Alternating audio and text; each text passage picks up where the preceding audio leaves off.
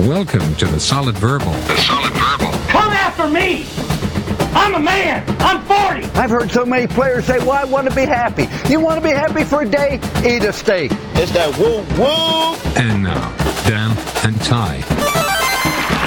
Welcome back to the Solid Verbal, boys and girls. My name is Ty Hildenbrandt. I am joined, as always, by my good friend over there in sort of yucky New York City. It's cold, it's rainy. Dan Rubenstein, how are you?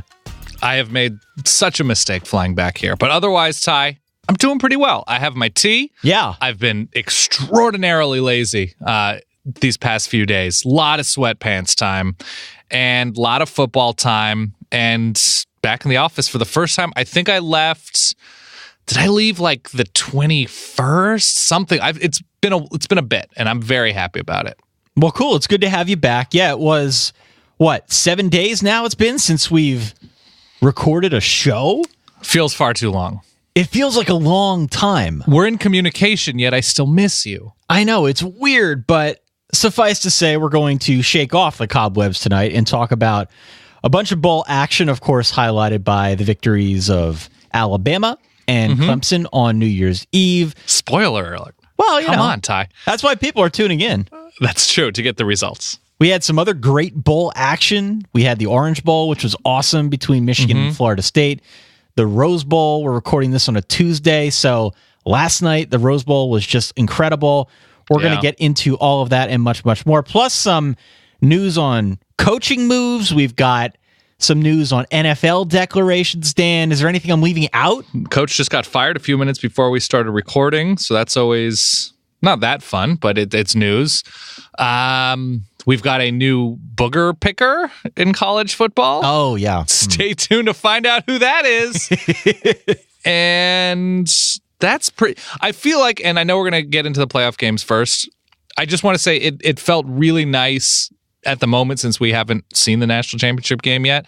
It feels like the season has been sort of bookended at the moment by two just incredible shootouts. And that's all things considered. And there are all sorts of things to complain about with conference strength and the bottom of certain conferences being weak and quarterback play perhaps being not on the level as we've seen in recent years. The fact that we had that Notre Dame-Texas game to sort of begin the first weekend, and the Rose Bowl. You may not like the fact that those were like 50-49, 52-49 shootouts, and you might be, and I sincerely hope you're not the type of person that says, it's called defense. Maybe try it sometime. Is that the John U. Bacon voice? You know what? This is like Frank U. Bacon. That's who I'm picturing. Frank U. Bacon. It's called defense. So I feel good about that fact that we had this really nice, entertaining TV show of college football bookend thus far. Well, let's start with the playoff games, since those were, of course, the two headliners, again played on New Year's Eve. It's New Year's Eve. Oh, killing me. So awesome. I love that sound so much, Dan. I love that sound. I know it's going to be irrelevant. I think from this point forward, the playoff ratings were up ever so slightly from a year ago. Well, they sort of had to be. They had to be, but still way down from the first year of this thing back in 2014. I would imagine, is it safe to say that this was the final shovel of dirt on this idea of creating a quote-unquote new tradition? I would hope so, Ty. I would hope so. I don't have the dates in front of me moving forward, but I would sincerely hope so. And I know the Pac-12 and Rose Bowl and Big Ten made a deal to keep the Rose Bowl away from the playoff as much as possible to maintain the stupidity of tradition in their very certain sense. But I hope that the playoff continues to evolve in every single way possible to make it a better experience for everybody. So we'll see what happens moving forward. I did go on the college football playoff website. Yeah. They've shifted the dates around on that site. Good. So that the next, I believe, year in which we will have these games put on New Year's Eve will be like 2021 or 2022. So it's a pretty good ways off. My hunch is by the time it gets to that point in time, this won't be a thing anymore. We might have more teams in the playoff by then, for all we know. Yeah, next year's New Year's Day, Jan 1, Rose and Sugar. The following year, Cotton and Orange on December 29th, Peach and Fiesta December 28th, Rose and Sugar Jan 1. They're trying to do it on a Saturday is what they're trying to do. Right. And then the 2021-2022 season is December 31st. Orange Bowl on one half and TBD on the other. Let's assume Moscow. Yeah, let's just assume that they're going to be in the running, but we cannot say it with certainty. Anyway, hopefully we're through the woods here on this whole New Year's Eve thing. Yeah. But let's get into the games, Dan. I'm ready. First game was, of course, the Chick-fil-A Peach Bowl played down there in Atlanta.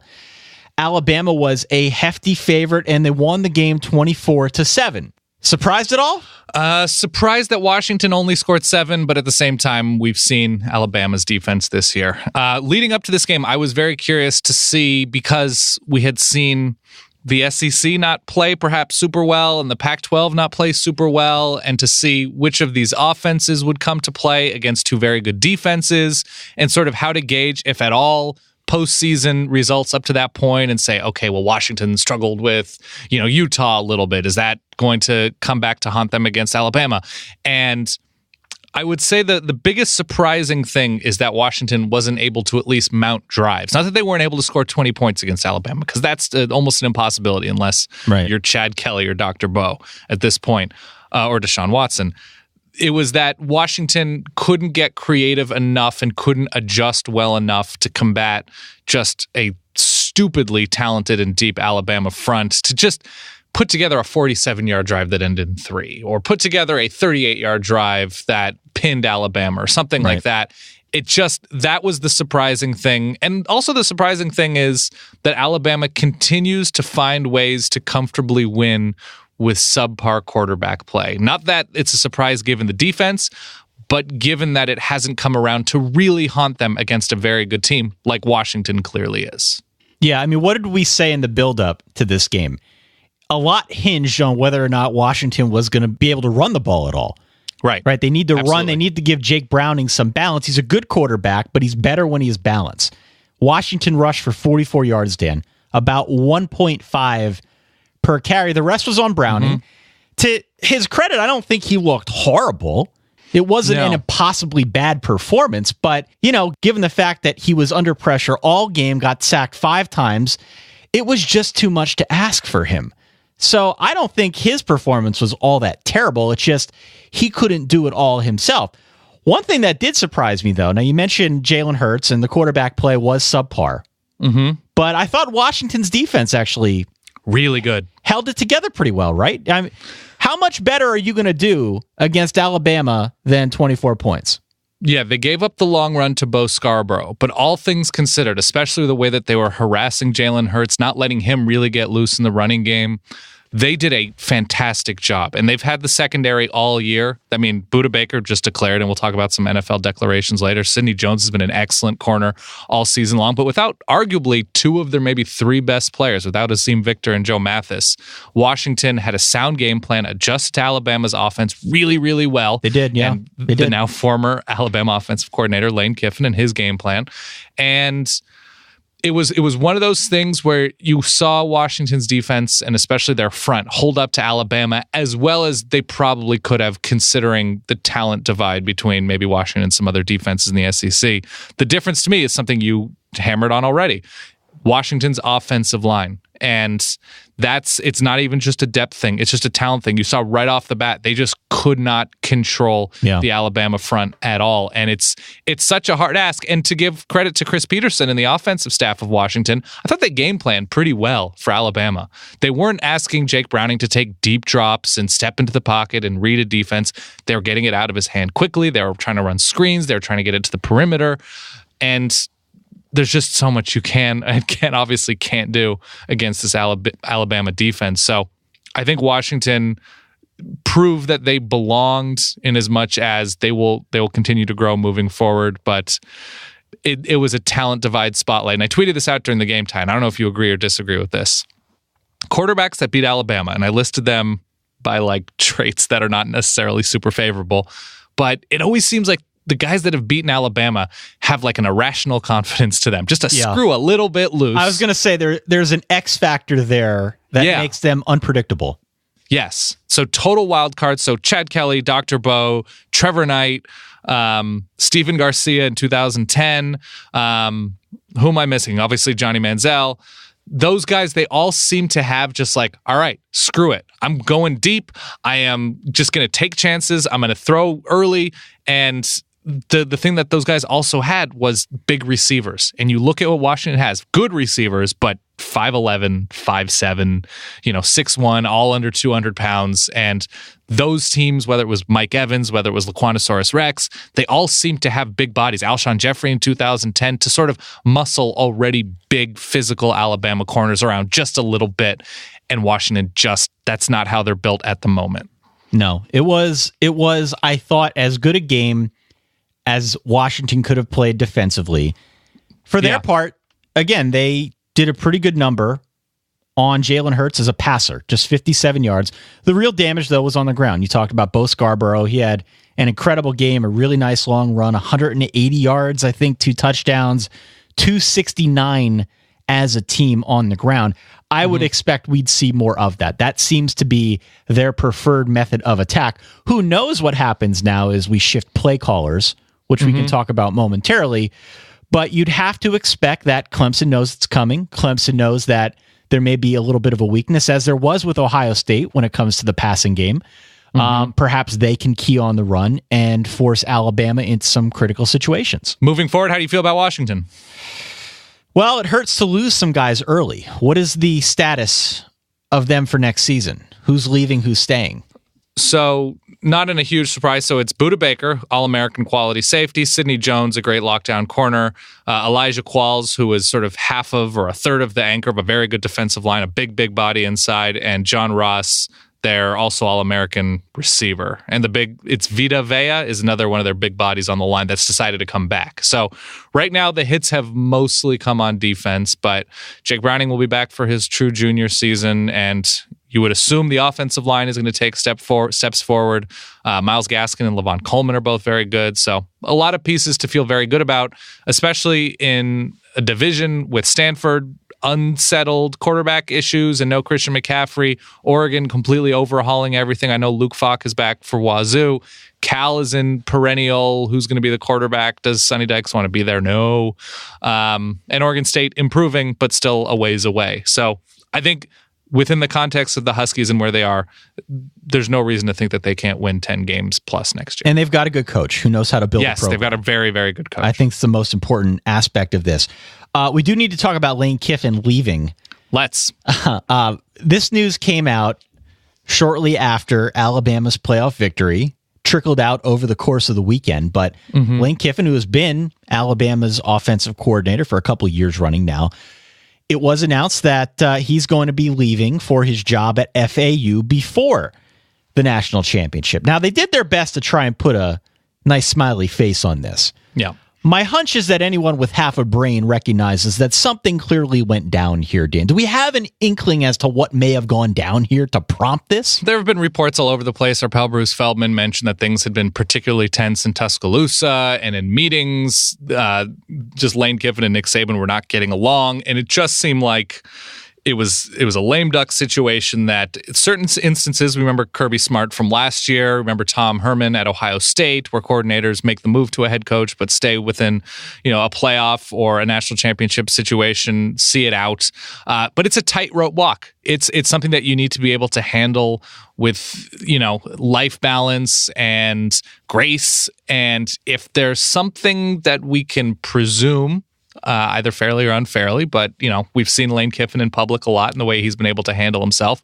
Perhaps that tightrope walk was too much, and it was best for everybody to move on. And after Sark was hired as an analyst, I think people long started speculating that he was the heir apparent as offensive coordinator, and it made sense given Lane Kiffin and Steve Sarkisian as sort of mind-meldy co-offensive coordinators at USC.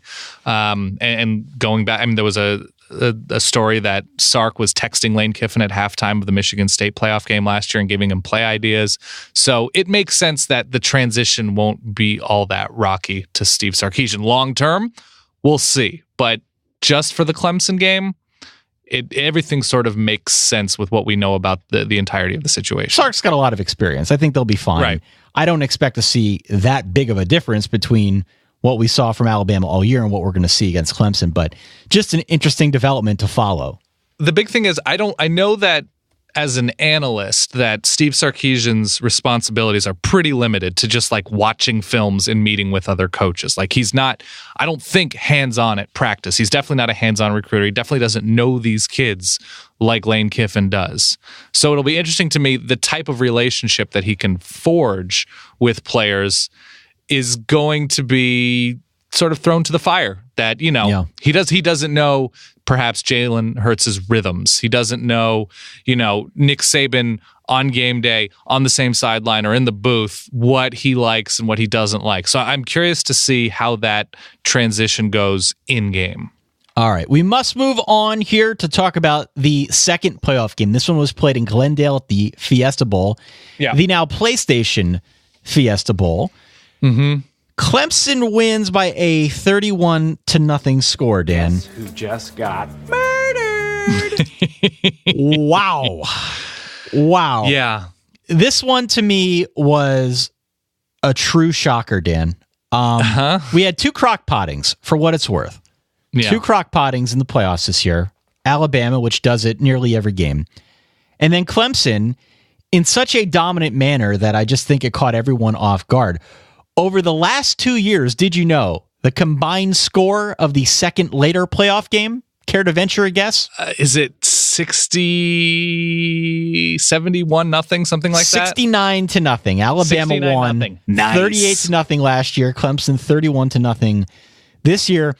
Dan, listen to some of these numbers from Ohio State's offense. This is crazy. They had 215 total yards, 3.8 yards per attempt through the air, just 88 on the ground, 3 turnovers, 3 for 14 on third downs, and just 9 first downs as a whole, Dan. Talk about a dominating performance by a defense. It was an unbelievable performance from Clemson's defense, constantly harassing and overwhelming Ohio State's offensive line. Anytime Ohio State had the ball, I felt as if I were watching a magician on a stage continually screw up a trick and be like, no, let me try this again. Your card's an 8 of clubs. Is this your card?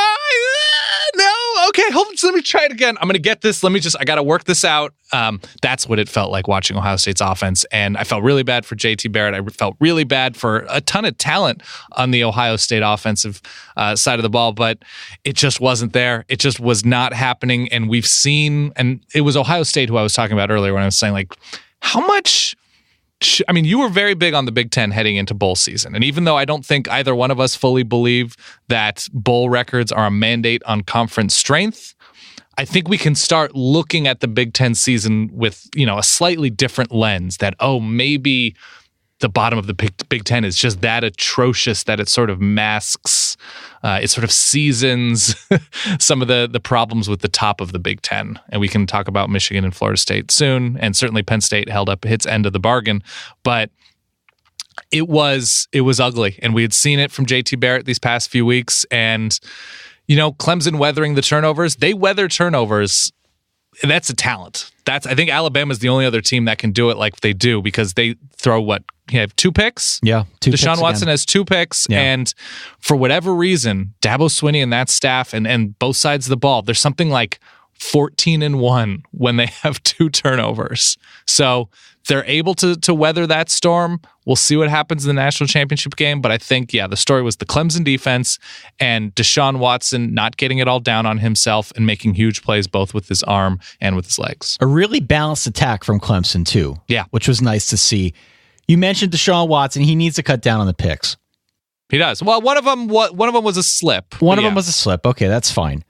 He needs to cut down on the picks if he wants to beat Alabama. This is not an Alabama team that you can just give the ball to. Correct. Now, you mentioned the 14-1 record. That's notable. He's going to be going against a much better defense here in the form of Alabama. Would you much better? Ohio State has a really, really good defense. I mean, they gave up 31 points to Clemson. Well, they gave up 31 points with their offense just giving the ball away. I will take Alabama 10 times out of 10. Ohio State's defense has been great all year. Yeah.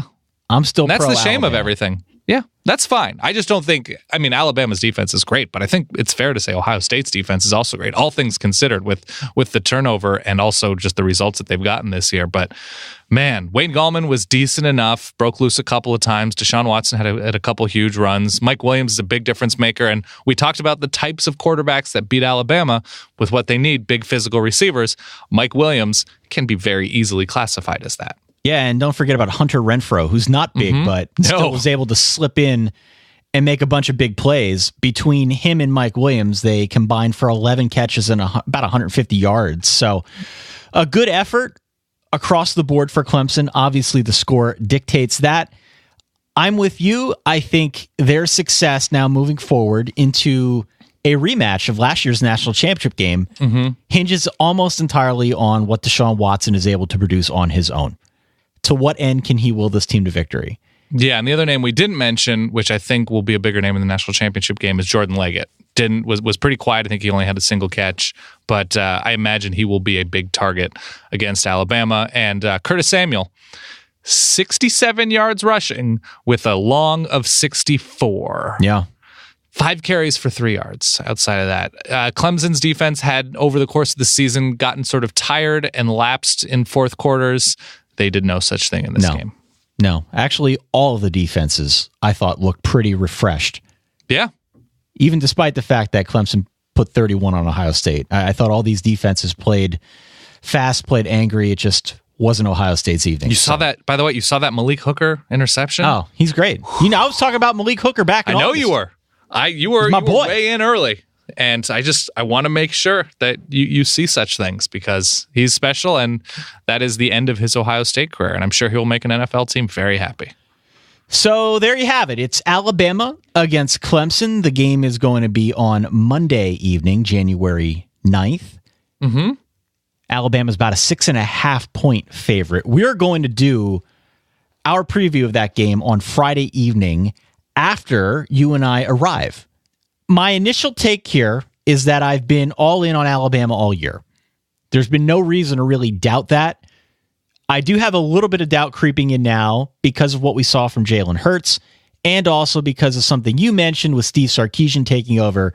To what degree will he just know the beats of the team? Yeah. That to me, I think warrants mentioning. I could see myself flipping a pick for that. Ultimately, I won't. I have a ton of confidence in Deshaun Watson. I still think Alabama's the better team. If any team can pull the upset here, it's Clemson. They're constructed in a manner that I think makes it possible. I think you're right, and we'll get into this much more when we preview the game in more depth, but I'm curious if this Alabama team is listen, they're definitely great. They're definitely 100% great. But I'm curious because it seems like they're not quite as deep defensively as they were last year. And as much of a fine quality, but nothing special quality as Jake Coker was, he was a senior. He was experienced. He was, 22 years old. Jalen Hurts is 17, 18, 19, whatever he is. And in his first full season, I'm curious if there's a number of factors that maybe didn't overinflate, but inflated Alabama's worth a little bit. I'm not crazy about the quarterbacks they faced this year. Chad Kelly was the clear best quarterback they played, right? Agreed. Jake Browning accomplished a ton, but within the SEC specifically, during the regular season, Chad Kelly is the clear number one. And outside of that, it's not, it's Steven Johnson, it's Austin Allen, it's Trevor Knight, it's Danny Etling, Nick Fitzgerald, Josh Dobbs, Austin Appleby, the mix at Auburn. There just hasn't been, since Chad Kelly put 40 plus on Alabama, there hasn't been that guy. And Deshaun Watson is 4 steps up from any of those guys right now with the way he's playing. So I just am wondering if there's a very, very, very, very, very heightened LRO situation with Alabama. I wonder. Right. I don't know. We'll see. Not a take, just curiosity. Well, I'm sure by the end of the weekend, both of us will have talked ourselves somehow into Clemson. Absolutely. That's just the way these things go. Do you remember when we were listen, Notre Dame's front, against Alabama, that Bob Diaco defense. I contorted myself into that argument, Dan, and I backed myself into an incredible corner. Yeah. Not even because I believed it, but just because I heard so many other folks down there at the media hotel talking about it. Yeah. I don't know. We'll see. It will be an intriguing matchup. It's a great rematch. Deshaun Watson's fun to watch, and obviously Alabama's been great all year. So we'll see which direction that game goes. Much, much more to come on that, so do stay tuned here to our podcast feed. Yeah. Dan, we got a bunch of other games to discuss here, too. Yeah, let's do a 3-hour show. People are going on road trips. Before we get there, though, we have to pay some bills. Okay. Do you have SeatGeek on your phone? Always, absolutely. Is it not by far the easiest way to buy tickets? It's super simple, and I was just talking with people around the SB Nation office. I live, 20, 25-minute walk from Barclays Center. I was like, oh, the Nets aren't very good, and there's all sorts of great NBA players coming to my neighborhood. I'm going to go get cheap tickets to see the Nets play, and I'm doing it on SeatGeek. There you go. You can be anywhere. All you need is the app and just a few taps. You can instantly find seats for this weekend, any game this season. Mm-hmm. You always get the best deal on every ticket because they price compare for you. Love that. Every ticket. They price compare. They search multiple ticketing sites. The prices can vary depending where you shop, but SeatGeek is always going to find you the lowest available price, which is important to keep in mind. They also want to help you get the most bang for your buck, as I've mentioned time and time again. Every ticket on the site is given a grade based on value. So you'll immediately see any underpriced seats. You can figure out where the deals are that fit your budget.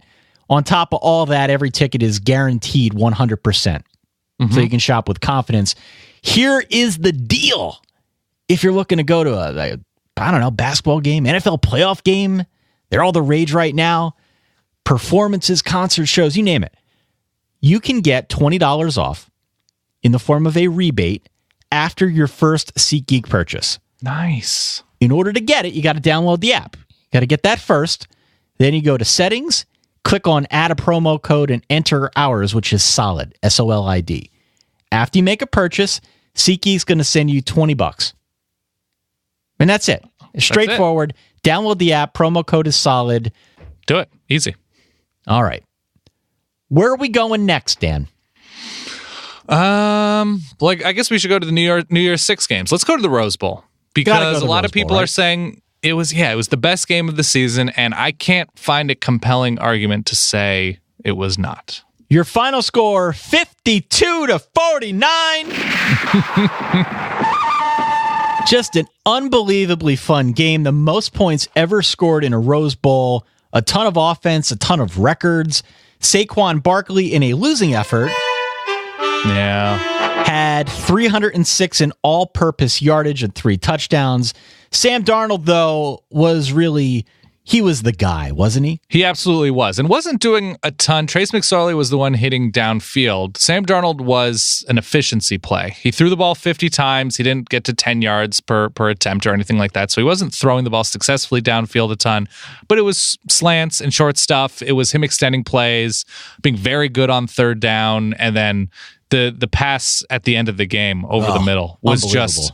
It should be in a museum. It should be worshipped. It should be buried and let the aliens see it 5,000 years from now to see what college football is. It was everything perfect about athletics. So Sam Darnold had a hell of a game. Penn State was able to hold down USC on the ground, which was an impressive thing considering the talent that USC has. But yeah, Deontay Burnett and Juju Smith-Schuster both just ran wild behind Penn State's secondary. And on that same note, Chris Godwin.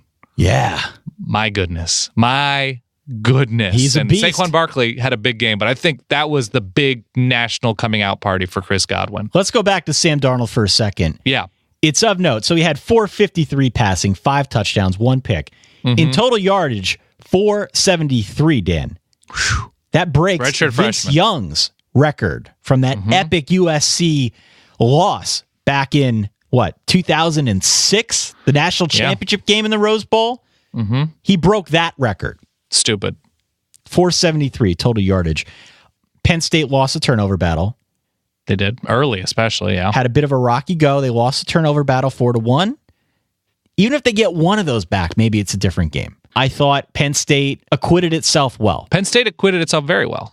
As I said in the preview, I was a little bit worried that there was a one-trick pony thing going on here. They like to throw deep. They like the big play. You live by the sword, you die by the sword. Mm-hmm. I thought we saw both sides of that in the game. We saw the failure of being high risk, high reward on literally every play. We also saw the rewards of doing that as well. Trace McSorley, he's an exciting player to watch. In the end, it was the pop gun arm that kind of got him. It kind of, yes and no. It kind of got him at the end there. Yes, no, it definitely got him at the end. He, you've been saying this all season long. He perhaps thinks his arm is stronger than it actually is, but that arm got them into this position to begin with. Penn State has 7 straight drives with touchdowns, starting at, I think, the end of the first quarter, heading into the end of the third quarter. 7 straight drives with touchdowns, including 3 one-play touchdown Unbelievable. drives. And everybody should be following Bill Connolly if they're not already, but what he noted was they're not the most efficient team in terms of putting together drives, going 81 yards and ending with 6, but they are insanely explosive and consistently explosive. So they're almost efficient in their explosion, whatever that could possibly mean. The big difference to me is when those explosive plays stop happening, and it seemed like they weren't. Penn State's fourth quarter, fumble on a negative 1-yard drive, punt on a 2-yard drive, punt on a 10-yard drive, interception on a 1-yard total drive. And I again, Bill Connolly's success rate metric, it was like something like 72%, 65%, 59% for the first 3 quarters, and then 7% for Penn State in the fourth quarter. And it's something we've seen from a bunch of other teams that have been really, really good that they just run out of gas for whatever reason late. And it's a tough spot to do it. Hell of a game from Penn State, but they had 3 quarters in them. That wasn't enough. And all due credit to both these teams. Yeah. By the way, both teams finished the year with 10 wins. Not bad either way. A lot of weird calls in this game too. Yeah. Which bears mentioning. We had a video review which overturned a pass interference call, which I've never seen before. Very strange, yeah. We had a phantom personal foul call on Trace McSorley as he was sliding. We had a bunch of other dubious. It was close. It was close, yeah, it was but targeting. We had the target. That was targeting. I'm fine with the targeting. I think caller. so. Yeah.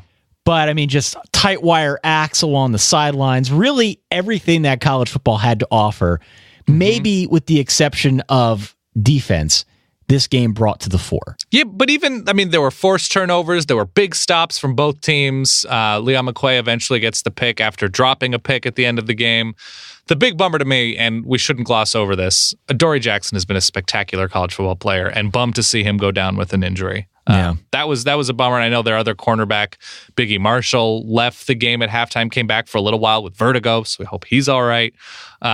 But yes, you're absolutely right. The best of what college football had to offer. What is it? Mike Gesicki with the ridiculous diving catch in the end zone. Just a really good year for tight ends, surprisingly, across college football. So fun to see that. And both these teams should be pretty well set for next season, too. Yeah, I could see USC that hype train, Ty. I don't know if you have the sound, but that hype train, we're shoveling coal right now. They'll be a top 5 team almost assuredly with the return of Sam Darnold and Penn State. It's pretty easy to see with how young they still are.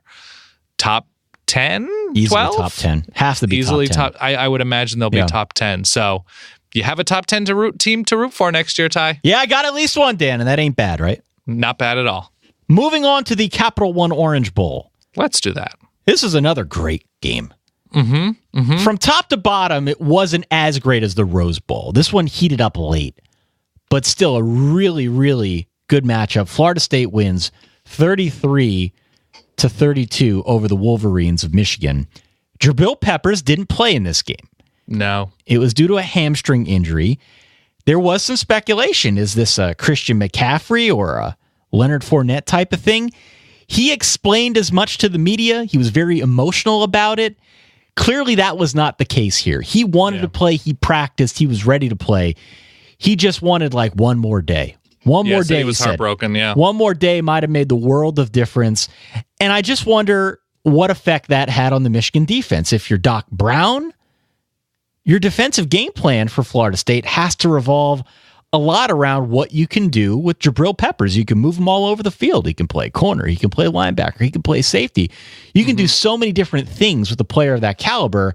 To not have him in the lineup was a pretty big blow right from the get-go. Yeah, and certainly Michigan can count on his versatility, but also Jabril Peppers doesn't really throw the ball all that much when he gets in as a Wildcat quarterback. So I think the issues for Michigan were largely offensive because they did a great job mostly against Florida State through the air. DeAndre Francois finishes 9 of 27. So they keep the passing game down mostly. Dalvin Cook, I know, had a couple of really big runs, but all things considered, could have been worse. Dalvin Cook, I mean, he put up a ton of yardage and he rushed for 7 yards a carry. But I think they did a pretty nice job, especially in the back half of the game, containing the Florida State offense. It was just, listen, what is it now, 2 summers ago? Michigan's offensive line didn't like me because I made fun of them or something in an offhanded way. It was not a good way for this upperclassman-laden unit to finish out their season. They got smoked in this game. And Ty, this is with all due respect to Steve Adazio. Yeah. I've got a dude alert. Dude alert! Dude alert. Yeah. DeMarcus Walker. Yeah, I know. Spicy.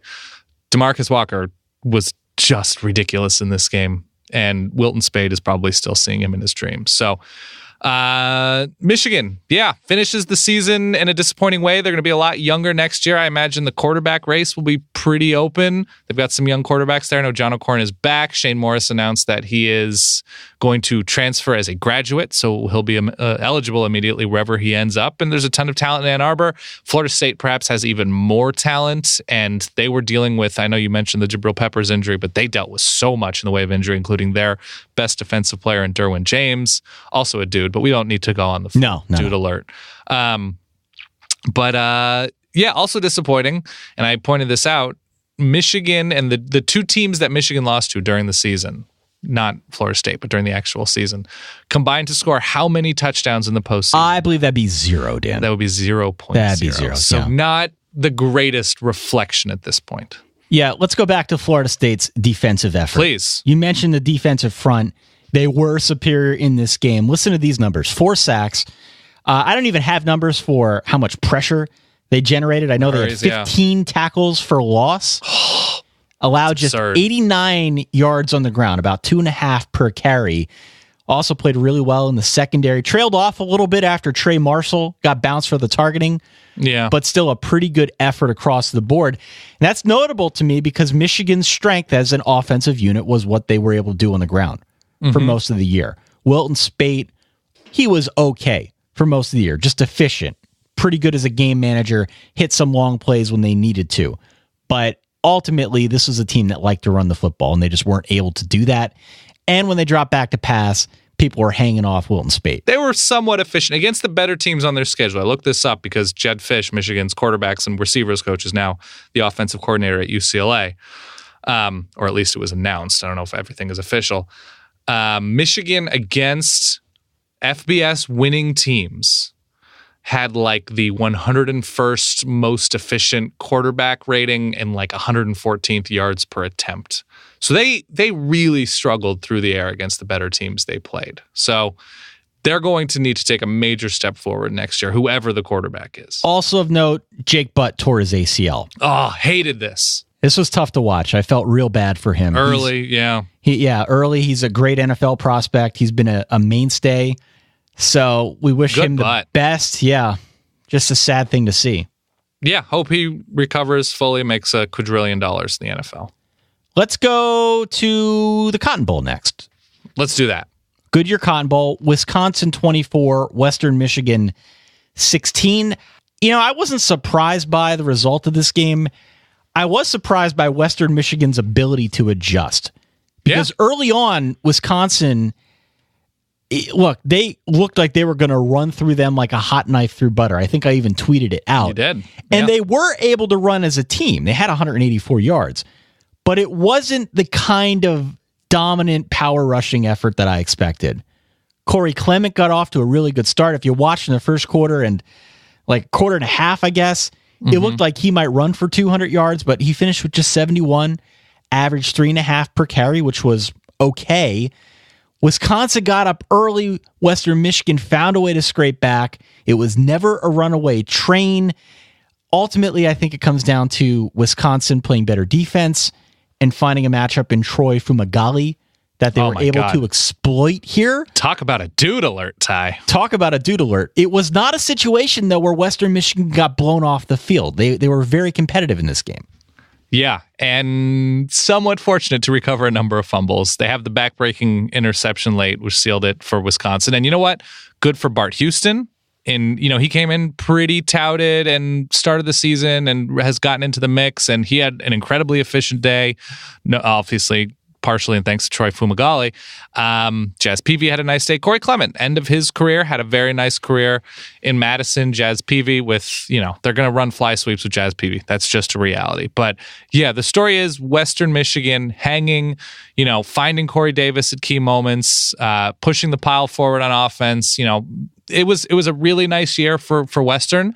I'm curious, now that Minnesota's open, Ty, are we going to see Gophers in a boat?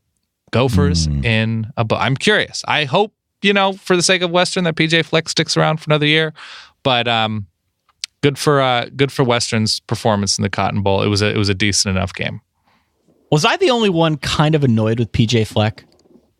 Are his antics getting under your skin, Ty? They are getting under my skin a little bit.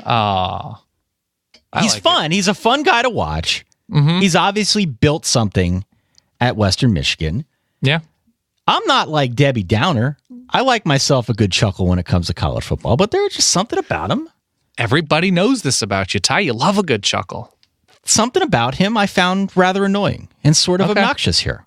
All right. I'm sorry to hear that. I wasn't rooting against him. That was my takeaway. I don't know. Okay. Anyway. He's a little cheeseball, but I've made peace with it. He's a good coach. We'll see if he takes another gig. Yeah. That would be a coup for Minnesota, but okay. Sugar Bowl, All-State Sugar Bowl. We had Oklahoma 35, Auburn 19. Mm-hmm. Did I see that Shaun White broke his arm and played through it? Yeah, another game with the coaches playing a clearly injured Shaun White. A little strange, but yes, he did. The toughness cannot be questioned.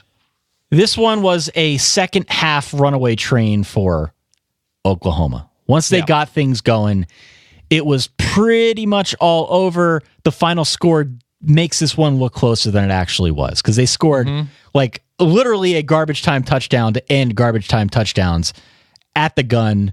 That gave them the 19 points. But until that point, it was what, 35-13, something like that? Yeah, it was not really all that close for the majority of the game. And also not the best game for Brent Musburger. No. Not the best. It's okay to say perhaps not super positive things about somebody who punched a woman in the face point blank. It's okay to not say, you hope he succeeds later on. Like, it's okay to just sort of take things at face value and move forward and just sort of explain things and, have a slightly disappointed tone to your speech. It's okay not to be full on. And listen, I think we both really like Brent Musburger and Jesse Palmer. Totally. Yeah. But you're watching that, you're like, man, they're just weirdly PRing this, and it just feels strange. It's completely unnecessary. There was a weird slurping going on there that I wasn't entirely comfortable with, but yeah, they're not saying he should be thrown to the pits of hell, but just it lacked a lot of tact, I thought. All right, where are we going next year? Let's go Citrus Bowl. Let's do that. LSU 29, Louisville 9. Yeah. Wasn't even that close. No, it really wasn't. Lamar Jackson held in check 10 of 27 for 157 through the air. Yeah. 26 carries, 33 yards on the ground. I hate to say it, and I feel dirty saying it. The better quarterback in this game was Danny Etling. And I'm not saying he's the better quarterback as a whole. And he didn't have to be for very long. In this game, thank you. Yeah. In this game, he was the better quarterback. The better running back was Darius Geis. The better receiver was Malachi Dupree. The better defense was LSU's. That's why they won. Only 3 field goals for Louisville. This was sort of a crock-potting too, I think. Yeah, it was. LSU's defense was dominant in this game. That's why they won by 20. Yeah, Arden Key was great, predictably, and another dude alert for Arden Key. But Louisville just finishing the season in the most underwhelming way. And it's hard to say anybody fully deserved the Heisman over Lamar Jackson because at his peak, he was better than any other, at least offensive player. But man, his November, his December, whatever, just underwhelming. And it's sad to see. Maybe it was on the coaches. Maybe Lamar Jackson just sort of hit a wall. But yeah, LSU came to play. Darius Geist, you see him level the Louisville kicker. Yeah. Ooh. Ooh. Somebody tweeted out, I forget who, was like, oh, the Louisville kicker is now dead. And then the Louisville kicker retweeted and said, no, I am alive. But you know what? I'm glad we have confirmation. I did not want the Louisville kicker to die. And LSU, and I looked this up, LSU this season, their defense, and stars at every level, their red zone defense held those FBS winning record teams to a touchdown percentage in the red zone of 16.6%. 16.6% of opponents with FBS winning records scored touchdowns when they got into the red zone against LSU. The only other team under 40% was Ohio State at 38.7%. That's a pretty big jump. Yeah. And no team in like the last 8 years, I use cfbstats.com, a great resource if you haven't checked it out for some of these numbers. No team, I think, has ever been under 20 or has been under 20% since 2008. Like, it's absurd how high of a just brick wall LSU puts up at the goal line. Well, it showed here. Just 3 field goals for Louisville. Louisville was a high-scoring offense all year and obviously had the Heisman Trophy winner. They weren't able to do much here. They lost by 20. Outback Bowl. Florida 30, Iowa 3. Yeah. This was not a fun game to watch. It was not a fun game at all. We predicted that. We predicted that, in fairness. Yeah. We knew it was going to be this kind of game, but 3-3 after the first quarter. Then Florida jumps in front on a long touchdown pass before half. And then it was pretty much all the Florida defense. Iowa just could not get anything moving whatsoever. C.J. Beathard was ineffective through the air, which wasn't a huge surprise, but it was good to see Florida finishing out a good team like Iowa. Not a great team, but a good team like Iowa. A lot of big plays for Florida. Their defense is also crazy beat up. CJ Beathard just could not find anybody in the passing game. Akram Wadley could not do it himself. He had a nice day against Florida, but man, the turnovers and the pick six action, it just, you can't. It's too much, yeah. You got to be a little bit better than that offensively, and Iowa just such a down day. And it's not like they were particularly, I don't think they committed a ton of penalties. They just, it's Greg Davis. It's when that offense is bad, it's bad. The Hyundai Sun Bowl, Dan. Yes. Stanford 25, UNC 23. Christian who? Not quite. It's more like Solomon, who is, great at football. Bryce Love had a pretty good game. Yeah, Stanford's offense wasn't particularly good. No. Stanford, I mean, they couldn't really move the ball through the air. The defense won this game. I know they had a pick six late to sort of cap this game. North Carolina had a chance at the end of the game, but Solomon Thomas sort of showed why he is an All-American caliber player. He was ridiculous. I think he sacks Mitch Trubisky at the end, and they couldn't stop him. They couldn't block him all game. He was completely unblockable. Sad to say, I think Keller Christ went down with a torn ACL. Yeah, that was sad. That was sad to see. Mitch Trubisky threw some dimes, but North Carolina's defense just... Actually, you know what? I was about to say something bad about North Carolina's defense. They actually played pretty well. They're a little bit healthier than they've been most of the season, and it was not nearly as much on the defense as it could have been. They only gave up, 17, 18 points to Stanford's offense. It was a nice day for North Carolina. They put the Tar Heels in position to win this game. The offense just couldn't get it done. Way too streaky. And Mitch Trubisky, I thought, looked good when he had to. He didn't get a lot of help. He was fine. But I thought his ability to deal with pressure down the stretch to come back and nearly tie the game was really admirable. He threw some really nice passes in this game, even if the stats don't fully reflect it. I don't know if he's the first overall pick in the draft. My hunch is no. Weird. Right. As I said a couple weeks ago, but if someone uses a mid to late first round pick on Mitch Trubisky, I think that would be understandable at this point. He's a guy, he's got a lot of potential. I'm not sure he's fully there yet. I don't think he's a finished product, but clearly he's got the arm talent to succeed at the next level. I'm willing to be impressed with him, but not be super impressed with him as a first-round NFL quarterback. No. Okay. The Franklin American Mortgage Music City Bowl, Tennessee. Mortgage. Yes, thank you. Got to pronounce that T. Tennessee 38, Nebraska 24, Dan. Tommy Armstrong Jr. did not play, so I did switch my pick to Tennessee. I think I did a very good job of talking you into Tennessee in this game. You did. Thank you. I appreciate that. And I beat you in the bowl pool. Maybe you did. because I of helped this game. You. Yeah, it's entirely possible. But yeah, I mean, my whole justification was one of these teams has lost a game 62-3. Let's not pick that team. Riker Fife got the start, Dan. He was decidedly Riker Fife. Yeah, he's better than I expected. 17-36, 243, 2 touchdowns. Yeah, it could have been worse. Just not enough to get it done once Josh Dobbs got going.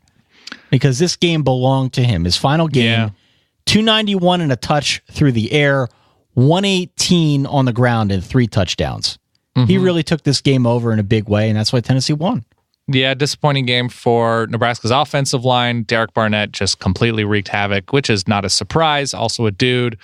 And Tennessee could, against a team that is not really, really, really good in the SEC, Tennessee's offense will move the ball. Tennessee's offense, I mean, especially Josh Dobbs, has had a great second half of the season, quietly because of all of the hype fading early on in the season. But Nebraska really has come down from sort of a perception early on.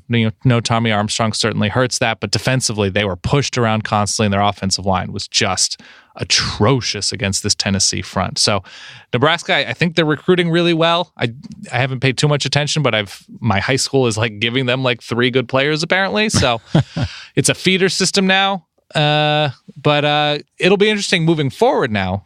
Tennessee. So Tennessee there's no more Mike DeBoard. He has gone to Indiana, I believe, to be the offensive coordinator of Tom Allen. And I believe I've read in a couple places Mark Helfrich was a guest at Tennessee Bowl practice. So maybe there's smoke to that Mark Helfrich fire. Tennessee will have an open quarterback job next year. And I don't believe the hype will be as robust, but I think it'll be there moving forward. It should be. They've recruited really well. And 2 9-win seasons in a row. They've recruited really well. Yeah. And of course, the other rumor that I'm sure you're going to love to talk about over the course of the next couple months and possibly the next season, there is a former big-name college football coach who's out there on the free agent market. Steve Spurrier. One in the form of Charles Chip Kelly. Yeah. Our pal Bruce, I mean, we can talk about some of the news and rumors later, but yes, some of the news about Chip Kelly, including from our friend Bruce Feldman, is that there are at least a couple of schools that would be willing to make a coaching change if they felt they could get Chip Kelly. I don't think it's Tennessee at this point. UCLA? Maybe. A&M, maybe. Huh? They owe Kevin Sumlin a lot of money. I don't think they'll make that move. Not this year. We'll see. He's going to be a name to watch, to say the least. We'll see when that eventually ends up going. But I think if it goes the same way it did this year for Tennessee, they could potentially be in the market for a new coach. Yeah. That's a tough job. Tough job. That's a 11-12 win expectation without without the recent results. Nick Saban's driving people in the SEC crazy. Yeah, he is. All right. Speaking of which, Georgia won their bowl game 31-23 over TCU. They finished 8-5. I'm not sure how much of the Liberty Bowl you had a chance to watch, Dan, but Nick Chubb had a nice game here. Jacob Eason, looked okay. There wasn't anything in this game that I found exemplary, but I thought a nice way for Georgia to finish out its season. A pretty disappointing season, I think, for Kirby Smart in year 1. I think people had really high expectations for what the Dogs were going to do in year 1 of his tutelage, but got to remember he had a freshman quarterback. Defensive turnover, yeah. A lot of moving pieces here that I thought came together okay, just maybe not to the extent that a lot of fans wanted. Yeah, I was going to say, speaking of disappointing offensive lines after the Nebraska-Tennessee game, it would have been good because Georgia's had a disappointing offensive line all year long, and TCU, the back half of the season anyway, and as evidenced in the Liberty Bowl against Georgia, their offensive line got beat down. Yeah. They got beat down. Yeah, but Yeah, disappointing season for TCU. Good for Georgia finishing out the season on a strong note. I believe they're recruiting super well. Yes. So there should be a lot of optimism in Athens, though you'd like to see some more offensive consistency and or efficiency. The Valero Alamo Bowl between Oklahoma State and Colorado was a bit of a runaway train in favor of Oklahoma State. Mason Rudolph got it going. Colorado just couldn't score. This game surprised me. I expected a little bit more of a fight from Colorado. You were on record picking Oklahoma State. I was on record picking Oklahoma State. I just could count on them a little bit more. Seifu Lufau was coming off of the injury against Washington. Have you watched Westworld? Yes, a little bit. Okay, I'm only a couple episodes in. Okay, so conceptually you understand what's going on. Sure. That, you can kill some robots and they're going to come right back to life. Seifu Lufau, just week in and week out, getting hurt early, making his way back. Am I saying that he's a Westworld host? Yes, that's what I'm saying. Seifu Lufau is an old West robot cowboy. Mason Rudolph was great in this game. Not surprisingly, another dude, James Washington, Junkyard Jim Washington, he completely explodes on Colorado for, over 150 yards, had a big touchdown. And Oklahoma State sort of secretly and quietly becomes defined by defense, ball control, running the ball really well over the second half of the season. Justice Hill with another good game. Vincent Taylor, personal favorite of mine because he's a Heisman. He was a Heisman finalist, always a Heisman finalist. So Oklahoma State did a really nice job, especially with strange circumstances at the end of a certain game early on in the season of not letting that define who they were all year. Dom, where else we going here? I'm going to run through these pretty quickly. Let's do it real quick. We're running short on time. The Belk Bowl between Virginia Tech and Arkansas. Virginia Tech wins 35-24. Virginia Tech caught a heater in this game. They were losing early, and then they just poured it on. In the span of gosh knows how long, it seems as if this game just turned on a dime. All of a sudden, they were up. They end up winning the football game going away. The big story for me, though, out of the Belk Bowl was, did you see the controversy about the shoplifting? I did see the controversy. It was Josh Sprinkle? I believe so, yes. Jeremy Sprinkle? Something like that. So you get a $450 gift card to go to Belk, and they say you got 90 minutes. Yeah. Get as much as you can for $450. Yeah. This enterprising young man decided that he was going to try and take more, and he got pegged for it, and I believe didn't play in this game, Dan. It's not the easiest thing to do to spend $300-400 at Belk. There's some good values to be had per my quick scanning of their website.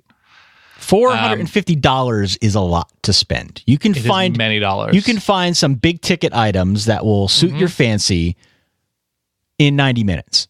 Does not seem like too much to ask. He got a little bit too greedy, and he paid for it. A forgettable 24 hours, and someday when Justin Fuente retires, I desperately hope that he starts a sports bar called 35 Unanswered. All right. That's all I want. That was awful. Okay. Advocare V100 Texas Bowl, K-State 33, A&M 28. Bill Snyder does it again, Dan. Yes, he does. Freaking guy does it again. Big plays, though, from Kansas State. Uncharacteristic. And it was just ball control and from a sprinkle to a Pringle. Byron Pringle, a nice day, has a long touchdown. And Texas A&M just can't stay out of their own way. And Trevor Knight has a nice enough day, but the second half was just not a time for Texas A&M. I didn't watch a lot of this game, but I was flipping back and forth, and every single time that I went back to, which bowl game was this? This was the Advocare V100 Texas Bowl. Excuse me, the Advocare V100 Texas Bowl. It seemed like Texas A&M either just didn't have the ball because Kansas State was sitting on it or giving it away. All right, some other bowl games real quick. Russell Athletic Bowl, 31 in favor of Miami. West Virginia, 14. Brad Kaya announced that he is foregoing his senior season. He is going to the NFL, Dan. Also, the Russell Athletic Bowl, cluing us in on what iSlide sandals are all about, right? We have now custom iSlide sandals. They sent to us. And They seem very comfortable. I have not put them on my feet yet, but they're called eye slides apparently because you can slide your foot right in. Okay. I slide my foot in. So they're sort of the rubbery, like you would wear if you were a 13-year-old playing in a soccer tournament. Okay. And I'm fine with that. I am totally fine with that. End of Skylar Howard's career at West Virginia, not all that eventful. And Miami's defense, one of the secretly underrated, very, very good units in college football this season. They completely hold down West Virginia's offense. Georgia Tech 33, Kentucky 18 in the Tax Slayer Bowl. We also had Utah 26, Indiana 24 in the Foster Farms Bowl. Dan Fox went with the studio on the field treatment here. They did. They listened. It's all because of me. Not a great game. No. Not a great game for Utah. But they come out with the win. Indiana going through its changes. They made this close. But I think is it Marcus Williams, their ridiculous safety? He's turning pro. Troy Williams has a very Troy Williams day, doesn't do all that much, but our favorite retiree, Joe Williams, just every Williams possible doing things for Utah. And Indiana moving forward, we'll see. I feel good about their defense moving forward. I'd like to see a little bit more offensively, especially considering where they've been, especially on the ground. New Era Pinstripe Bowl, Northwestern 31, Pitt 24.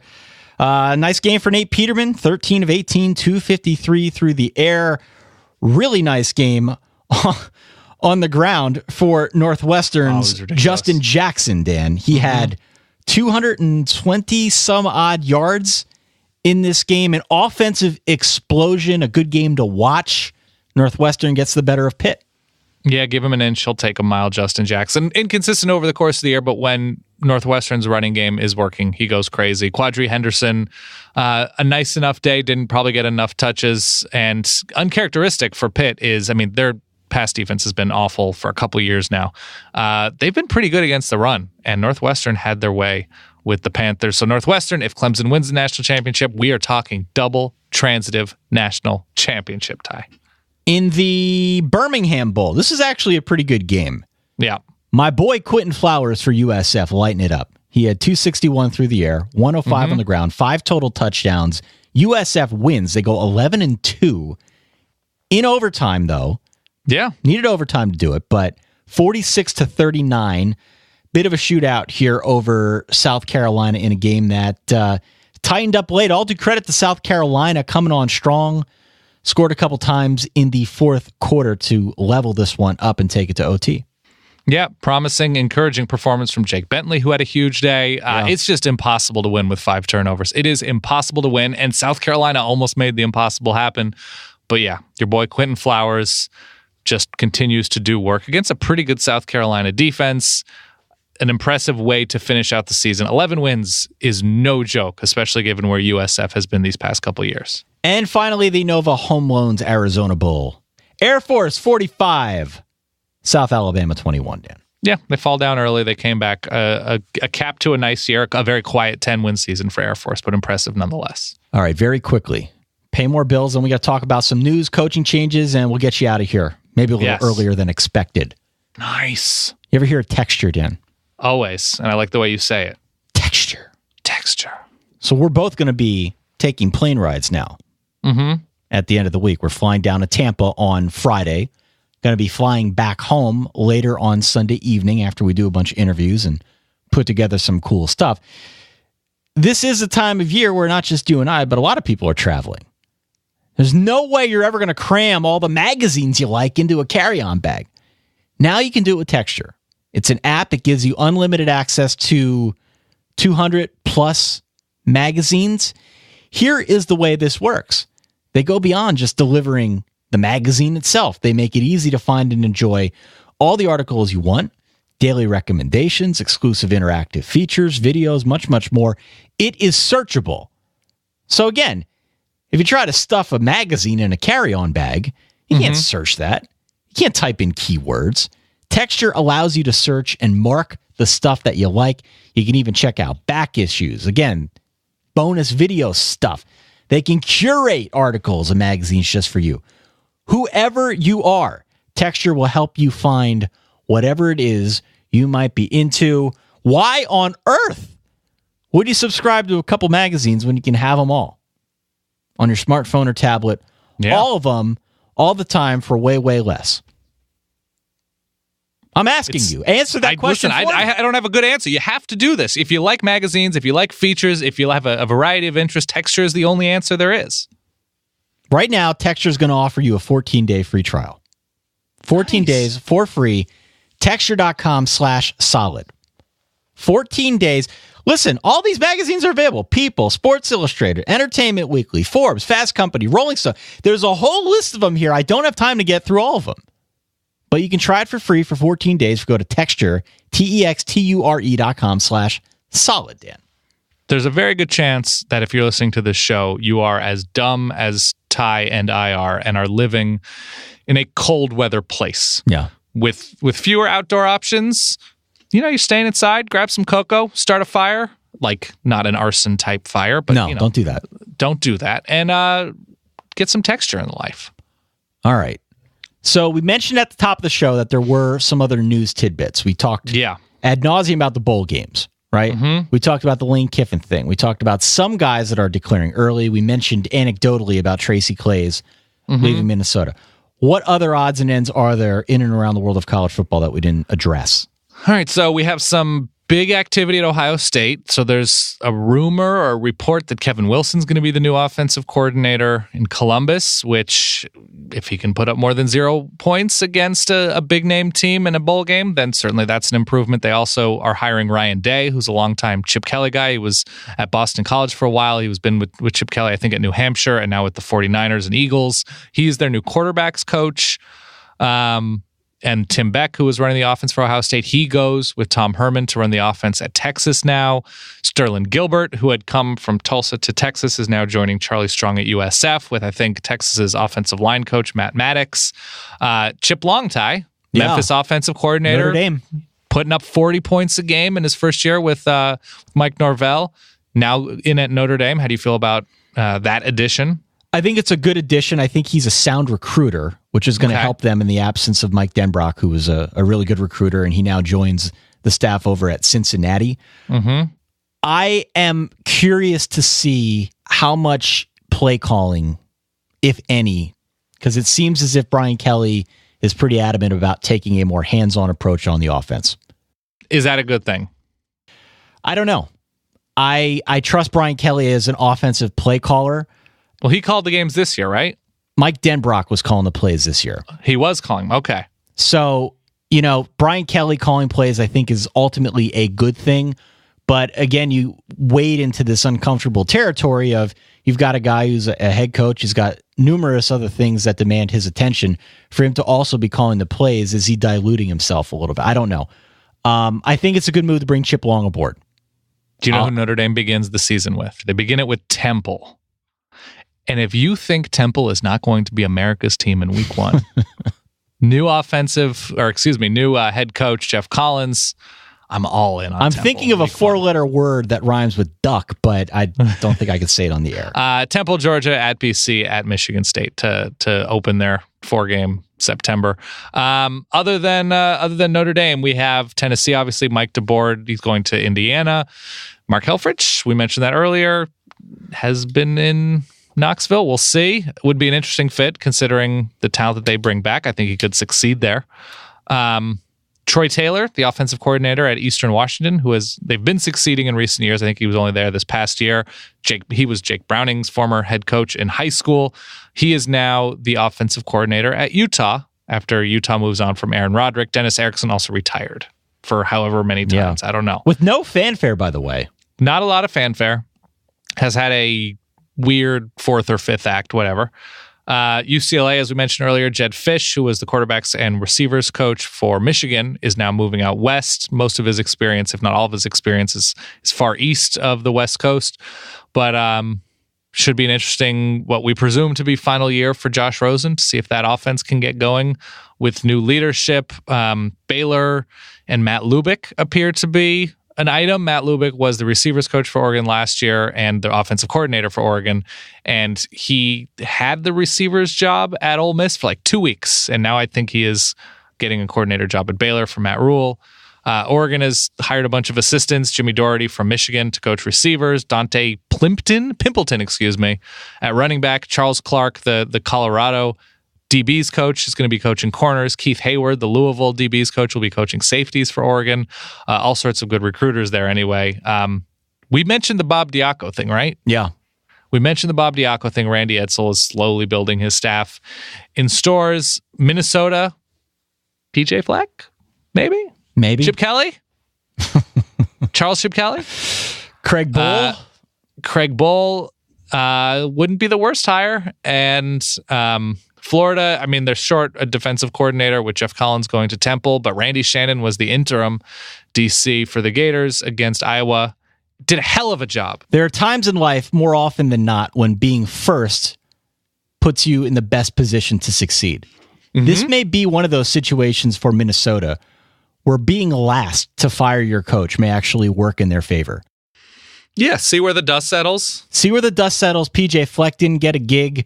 I don't think the Chip Kelly thing's going to happen, but Lord knows stranger things have happened.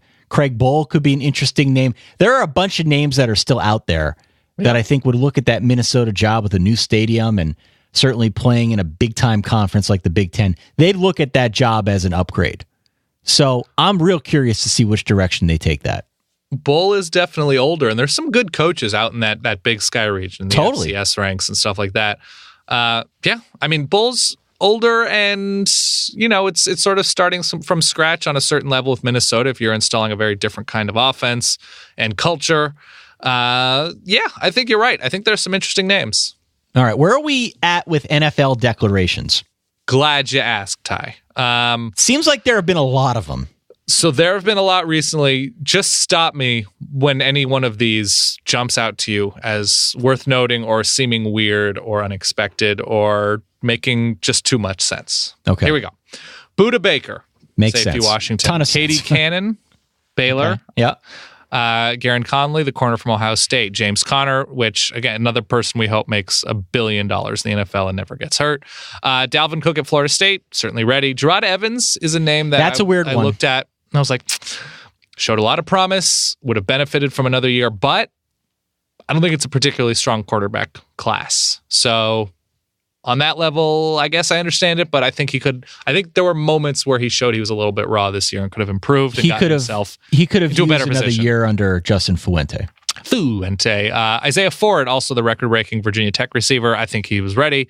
Donta Foreman for Texas, certainly doesn't have anything left to prove.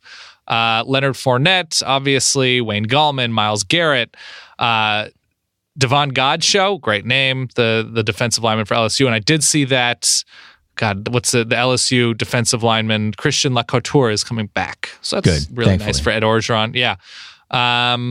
You have Charles Harris, who had a really nice career for Missouri along their defensive line. Malik Hooker, your boy, to be expected, comes out. Sidney Jones, we mentioned. Brad Kaya. What do you feel about Brad Kaya coming out? I think he should have waited another year. I think so too. Next year's definitely going to be a stronger class with Josh Rosen and possibly Sam Darnold. I was going to say, you don't know about Sam Darnold either. Redshirt sophomore year next year, and after which he will be eligible. Christian McCaffrey, obviously, he leaves early, and that makes sense considering the workload that he has had these past couple of years. Samaje Perine makes sense. Elijah Qualls probably maximizing his own stock in the NFL. Artavis Scott has already, Dabo's already come out and said that he intends to enter the draft for Clemson. Ricky Seals-Jones, the physical talent out wide for Texas A&M. I don't know that he fully ever reached his ceiling at Texas A&M, though. Deshaun Watson, not a surprise at all. TJ Watt for Wisconsin had an incredibly productive year for the Badgers. I think that's the right move. Stanley Boom Williams, underrated, I think. Underrated. Had Stinks a really for nice Kentucky year. that he's not coming back. Does stink for Kentucky. Mike Williams, obviously, considering the severity of his injury last year, it's tough to come back and play for free when you have the talent, you have the ability, and you have the opportunity. And Joe Yerby, who had another quietly very good year for Miami at running back. So no huge surprises in there. The biggest to me was Gerard Evans, and that came out Gerard yesterday. Evans, pretty big surprise. Some big names coming back. Elijah Hood had I thought he should have probably had a better year. But I don't think that's all on him. Luke Falk, a lot of people thought he was going to be leaving. He is coming back for Wazoo. Good news for you, I think. Mike McGlinchey. Yeah. Coming back, says he's not ready to leave for Notre Dame, fortifying an offensive line that, could probably use some more experience and seasoning. Mason Rudolph. It should be a nice year for Oklahoma State offensively. I would think so, yeah. And speaking of which, Junkyard Jim's coming back. Junkyard Jim. That's what we have. All right, Dan. Well, we are clocking in at about an hour and 20 minutes here. Chock full of info. At least before some small edits here and there. So longer show than usual, but we had a lot of ground to cover. Yes. As I mentioned earlier, we're going to be in Tampa.